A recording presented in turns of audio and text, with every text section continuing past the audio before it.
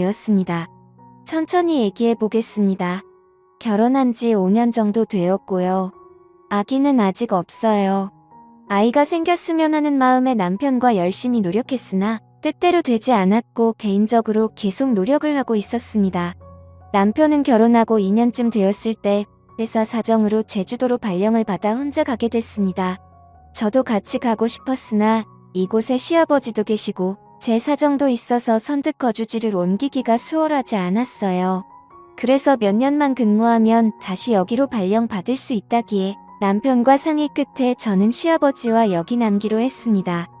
해외도 아니고 보고 싶으면 갈 수도 있으니까요. 그래도 남편과 떨어져 지내는 게 서운하긴 했습니다. 그렇게 남편은 저와 시아버지를 두고 한 달에 한 번 정도 꼭 오겠다는 약속을 하고 제주도로 떠났습니다. 한 달에 한 번 정도 만날 때는 그동안 못 가졌던 둘만의 애틋한 시간도 가지며 서로에게 더운 정성을 쏟았습니다. 하지만 함께 있는 시간은 짧기만 하고 그렇게 남편이 다시 떠나고 집에는 60대 중반이신 시아버지와 단독주택에서 단둘이 살고 있습니다.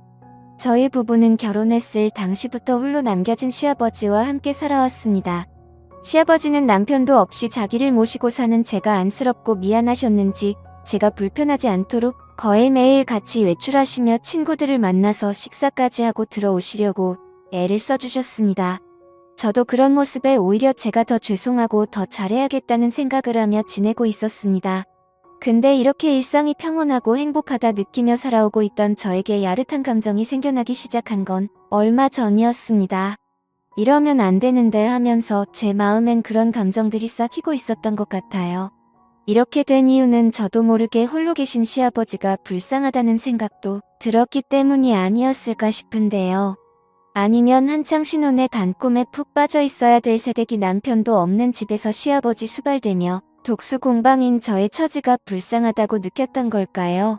요즘 들어 제가 부엌에서 일을 하고 있으면 시아버지께서 갑자기 제 등기로 자주 다가와서는 우리 며느리 고생한다며 우리 며느리가 제일 예쁘다는 칭찬과 더불어 가끔 제 어깨나 등을 토닥여주는 등의 미미한 스킨십을 해주시는데 저도 그게 싫지 않았습니다. 평소 자상하신 시아버지시기 때문에 대수롭지 않게 생각을 하고 있었기도 했지만 그런데 저만의 착각이나 오해일 수도 있겠지만 저는 시간이 갈수록 점점 그 농도가 짙어지는 게 느껴졌습니다. 하루는 주말 오후에 집에서 간단히 점심을 해먹고 친구와 약속이 있어서 거실 청소를 얼른 해놓고 샤워를 하러 들어갔어요. 샤워를 다 하고 나오려는데 평상시엔 아버님이 계시니까 언제 마주칠지 몰라 항상 옷까지 다 갖춰 입고 나와야 했거든요. 근데 그 느낌 아시죠? 금방 샤워 마치면 옷이 몸에 달라붙고 축축한 느낌이 들잖아요. 아버님이 계시니까 어쩔 수 없는 불편함이었어요. 그날은 마침 아버님이 낮잠 주무시는 걸 보고 들어왔던 터라 간단히 입고 얼른 제 방으로 뛰어 들어가면 될 것 같았어요. 그래서 옷을 입지 않은 채 약간 큰 티셔츠만을 입고 얼른 샤워실을 나오고 있었어요. 근데 혹시나 아버님이 깨실까 싶어 제 마음이 조급했는지 그만 샤워실을 나오자마자 쭉 미끄러져 버린 거예요. 제 발에 덜 닦인 물 때문에 미끄러져 넘어지고 만 거예요. 전 비명을 지르며 아파하고 있었고 제 소리에 깜짝 놀라서 계신 아버님이 달려오셨어요. 정말 봐선 안 될 광경을 보시고야 만 거죠. 정말 너무 황당하고 창피했는데 넘어지면서 허리에 충격이 갔는지 한동안 움직일 수 없었어서 아버님이 저를 부축해서 방으로 데려다 주셨어요. 근데 문제는 그게 제 옷차림이 너무 민망한 상태여서 서로가 민망한 상황이 되었던 거죠. 아버님도 보시곤 좀 당황하셨는지 시선을 돌리시더라고요. 그날 밤에 아버님이 허리에 충격이 갔으니 움직이지 말고 쉬라고 하시며 찜질까지 해주시더라고요. 그러면서 마사지를 할 줄 아신다며 제 허리를 봐주신다는 거예요. 그때부터였을까요? 제 마음도 이상한 감정이 생겨버린 게 아버님이 제 몸에 손을 갖다 대시곤 정성스럽게 마사지해 주시는 거예요. 아버님이셨지만 오랜만에 느껴보는 남자 손길이라 그런가 느낌이 이상하더라고요. 그것도 맨살에 액체 파스를 발라서 해주시는 거라 그렇게 손이 닿으니 갑자기 제 가슴이 떨리더라고요. 아버님도 뭔가 이상한 기류를 느끼신 건지 얼른 마사지를 끝내시고 쉬라며 아버님 방으로 서둘러 건너가시더라고요.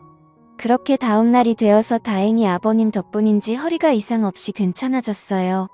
전 다정하게 챙겨주신 아버님이 감사하기도 하고 어색했던 어제 일 때문에 아버님께 말씀드려야겠더라고요.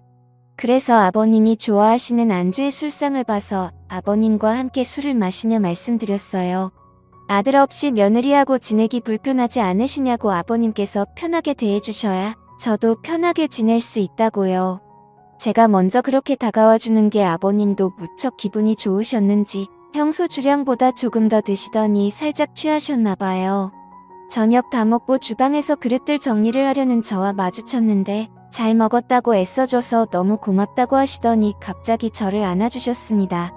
저는 순간 너무 당황해서 어쩔 줄 몰라 어색한 미소를 보이며 조용히 대답만 했습니다. 아무리 그래도 며느리를 안는 건 좀 이상하지 않나 싶었습니다.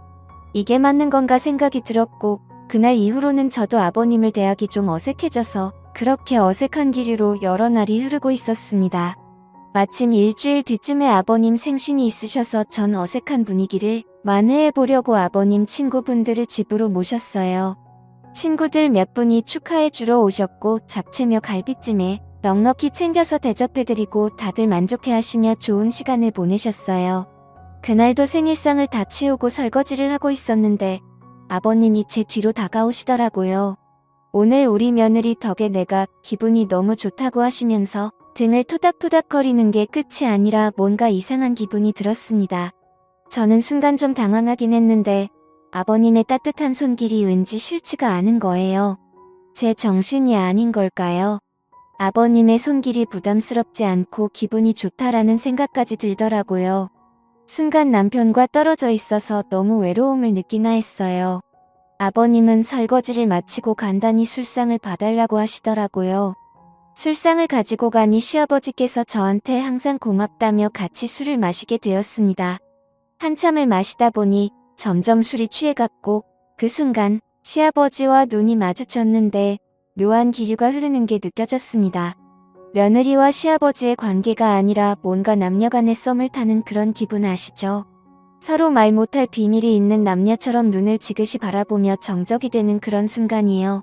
저는 과일을 가져오겠다며 주방으로 자리를 피했고 시아버지도 다른 말씀을 하시며 TV 채널을 돌리기 바쁘셨죠. 사실 언제부턴가 서로 묘한 감정을 느끼고 있었던 건 사실이에요. 저는 친정 아버지가 일찍 돌아가셔서 그런지 아버님이 잘 해주실 때마다 의지하게 되더라고요. 그 뒤로도 주말이면 시아버지를 모시고 맛집에 가서 맛있는 식사도 하고 백화점 데이트도 하고 즐거운 시간을 보냈어요. 시아버지는 또 자상하시고 잘 도와주셔서 주방에서 요리하는 걸 어색해하지 않으셨고 반찬도 맛있게 만들어주시고 저를 많이 챙겨주셨어요. 그런 아버님께 마음이 점점 더 빠져들었던 걸까요? 한참을 그렇게 서로에게 묘한 기류가 오고 가는 게 반복됐습니다. 그러다 결국 저희는 어느 날부터인가 아버님과의 비밀스러운 사이가 시작됐습니다. 그러면서도 남편이 없다 보니 자유롭게 시아버지와의 연인처럼 지내는 날들이 지속되었고 그냥 서서히 아버님께 스며들었던 것 같아요. 그런데 분명 부적절한 짓이라는 것을 잘 알고 있습니다. 앞날을 생각하면 눈앞이 깜깜해지기도 했어요. 두근거리는 가슴을 달래며 울기도 참 많이 울었습니다. 마음이 그대로 산산조각 날 것만 같은 죄책감과 저를 향한 혐오감까지도 멈출 수가 없었습니다.